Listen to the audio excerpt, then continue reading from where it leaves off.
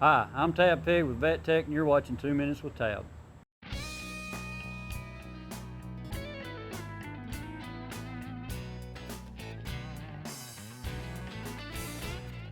Today we're in Burleson, Texas at Pat Burton's shop, and today I'm just going to kind of turn the reins over to Pat and let him tell you about how he looks at feet and what he's going to do with this guy. He's going to give you a real quick history on him. This is an 11-year-old gelding that developed laminitis in the spring. He was substantially heavier than he is now. He's lost about 200 pounds. But at the onset of his laminitis, we treated him with Sole-Guard, and we used casting material to support him underneath. We also used some pads.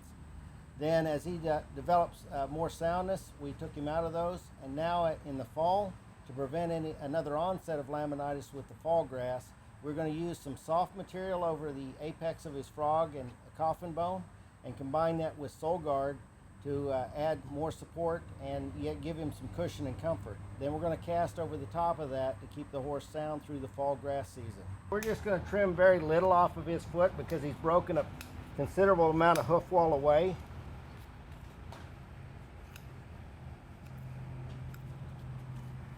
Just because he's been through his bout of laminitis, you're going to leave as much of that sole in that foot as possible? Absolutely. I'm not going to You're not compromise going to remove any any of it. He's probably only got 7 to 10 millimeters of cover over the coffin bone right now. So that's the reason for the pour? Right. Try to engage the sole and start getting some more sole growth? Yes. We find that these horses that we pour, the horses that have a bit of problem with even caudal heel pain will benefit from a sole pour in conjunction with a shoe or a cast, because it just dissipates the shock over such a bigger part of the foot. So basically what you're doing is you're taking a lot of the load off the hoof wall, moving it across the whole foot. You're not just, the horse is not just standing on his hoof wall. That's correct. With that big a frog on him, or how are you going to work your pad around that? Because he's got a really healthy frog. He does have a healthy frog, and we're not going to pour over the frog. We're going to pour around it and leave the frog exposed, so that frog will be in contact with the cast material when we're finished, and it will provide support just like it were a giant heart bar. And basically, the horse's own weight is going to give him the is going to be right over that bony column, and he's going to be able to adjust that by just picking the places he wants to stand. But this frog is tremendously healthy, and the foot is working quite well. We're going to bring just the toe back just a bit more. I would not do this if I were not casting and supporting the foot, but with the cast, I'm able to bring that back, and we can bring our breakover point back just a few millimeters on the toe. The reason that we're casting this horse is because of these fracture lines that he's got in his wall. His wall is still fairly weak, and so we want to help this guy out as much as we can. Initially, he weighed about 1,475 pounds. He now weighs about 1,275 pounds. He's substantially sounder now. He's got a much better foot, and it's starting to function quite well. So we're going to prep this foot. I want to make sure that we've got any areas that are suspect for causing problems with an abscess cleaned up.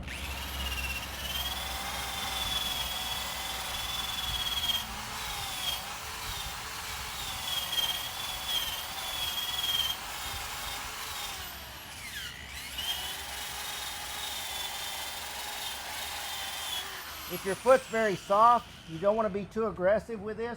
You just want to have it cleaned up nice, and you'll find that there are little finger projections from the brush that come up in your sole. Those help to hold the Sole-Guard into the foot. And if you'll notice right here, he's got what I call a strangulated sole. He's not really functioning very well in that area. We're going to pour a softer material in the front part of this foot, and then we're going to pour the rest of the foot with the Sole-Guard. So we prepped it up. We're going to dry the foot just a bit because it's very humid today and there's a lot of moisture. It's been raining. So we're going to dry this with a heat gun. The way I like to dry the foot, prevent from getting it too hot, so I like to put my thumb over the frog and dry around it. That way I don't get too much heat on these feet, especially with a horse that's really got a lot of tenderness or soreness in the foot.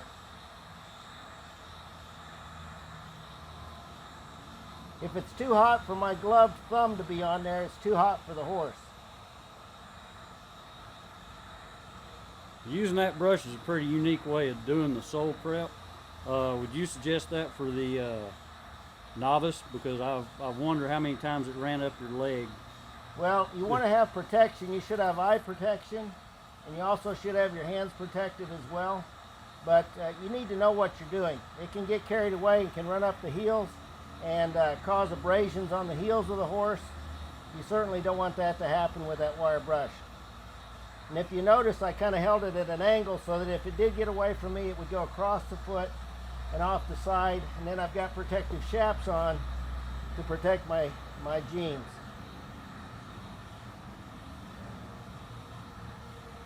Okay, a pretty good way to determine whether or not you've got the moisture out of your foot.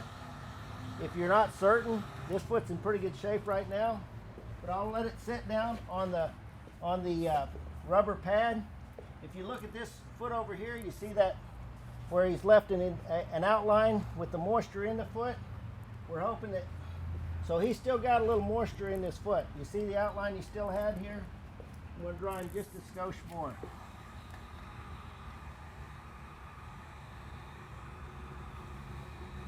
Jacob, get the soft material and the Sole-Guard ready.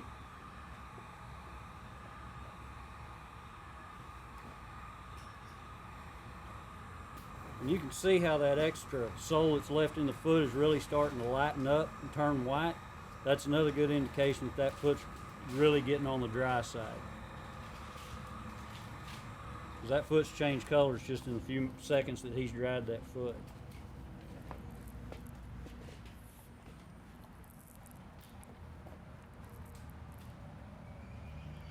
Come on, baby. Come on. And you can see that it's completely dry under that foot, so it's prepped up and ready to go.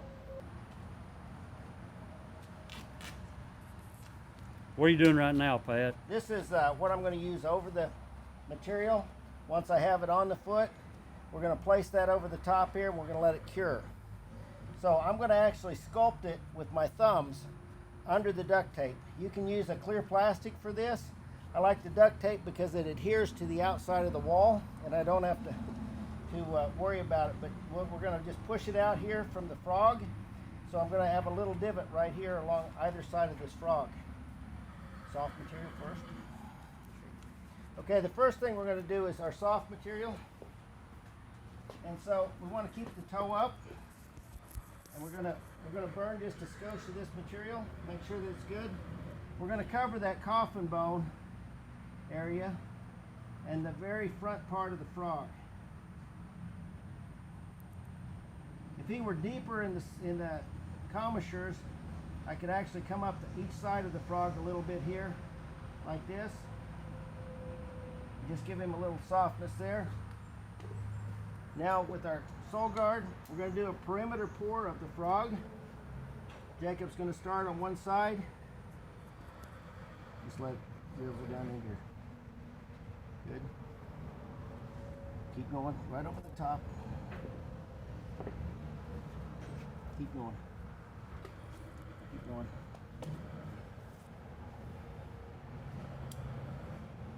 Just cover that soft a little bit. Right back into the heel here. Right here. Just a little bit right here. Okay. So we've got the material set in there now. We're gonna let it set up a bit.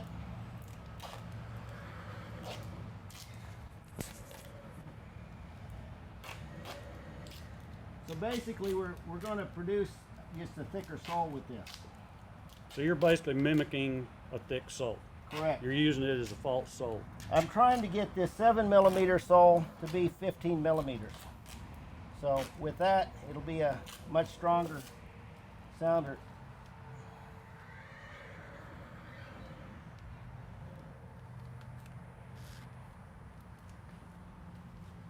A little So that material is basically pretty well set at this point, but it's still, you can still manipulate it and move it where you want it to be. Yes.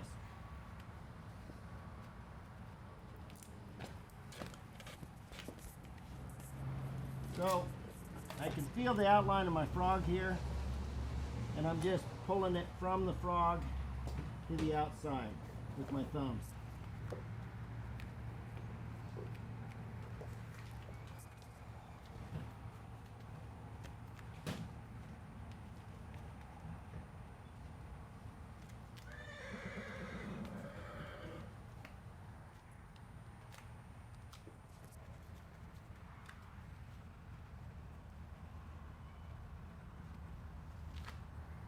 And you can feel the material start to harden up, firm up, and once it gets firm to where it'll bear the weight, then I can let his foot down. And that'll flatten everything up, be all on the same plane with his sole. Yes. What are you having this horse step down on, Pat? I'm going to have him step down on something flat, and I don't want to put him down on this mat because it's going to leave an impression. He'll have it'll mimic the impression of the mat on the bottom of his foot. So we're going to go onto something firm. Pick up his other foot.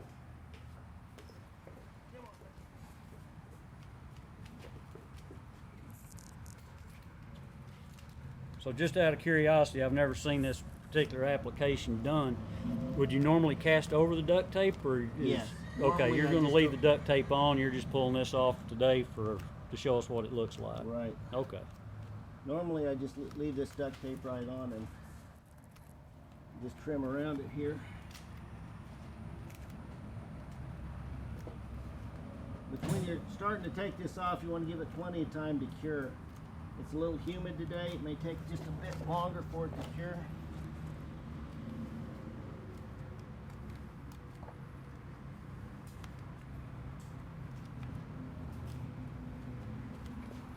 Easy.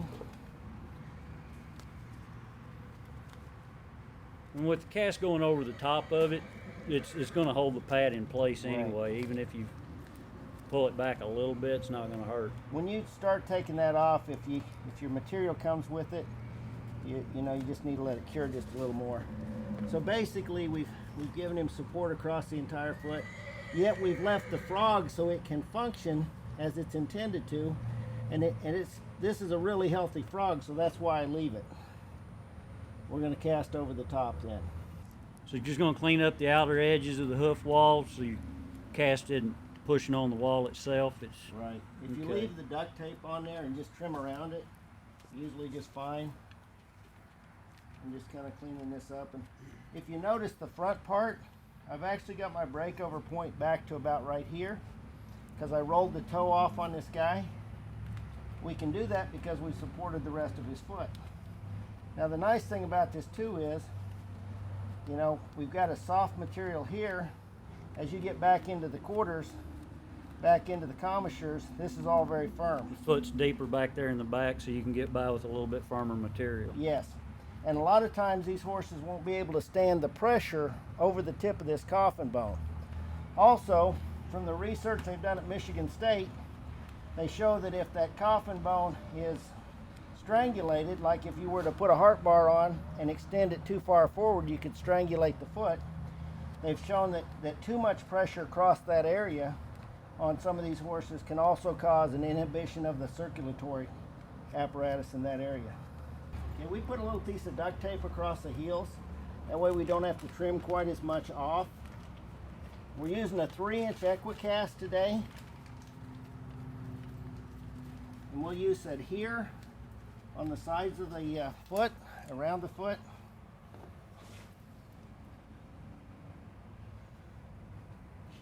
And what are you doing with the adhere? The in adhere conjunction helps with to the cast? stabilize the cast, and it helps keep the cast on the foot. You've got to use something to help it. Because the cast doesn't actually stick to the foot. It's No. kind of floating there. Now, something we do a little bit different is, get your gloves, go ahead and cast. Is that we will not put this cast in water. we're putting it on right out of the package. Go across the bottom. And then we're going to spray it with some antibacterial spray to facilitate it. It's a water-based spray. So that's going to start our cast process. This cast material actually will start to harden right out of the package, but it will go faster with the water. So he's kind of crisscrossing and giving you plenty of material over the foot, keeping that wall in nice and tight. He's real tight across the heels here. Okay. Plastic. And the spray. So at this point we're going to spray the foot. That's going to set that cast off and going to start hardening. And then he's going to put some cellophane around it. We use a packaging wrap. Can't get too much of this on there. That stuff really does a nice job of keeping it all together. You can pour some water in the bottom of it then. That's good. Just to further help set that cast off. Go over the bottom. Good. And then we're going to set it down on a piece of styrofoam. It's a dense styrofoam. And let it finish. We're going to raise the other foot. Go ahead and let the cast set up. This cast is a little high on the coronary band, so we'll trim it back from the coronary area. And this will be set in about 2 minutes. Then I keep these horses out of standing water for 24 hours. After 24 hours, they can go in any kind of environment. All right, when you pull it up off of this and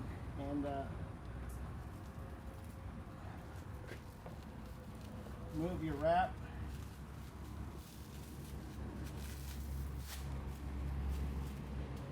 A bit more water.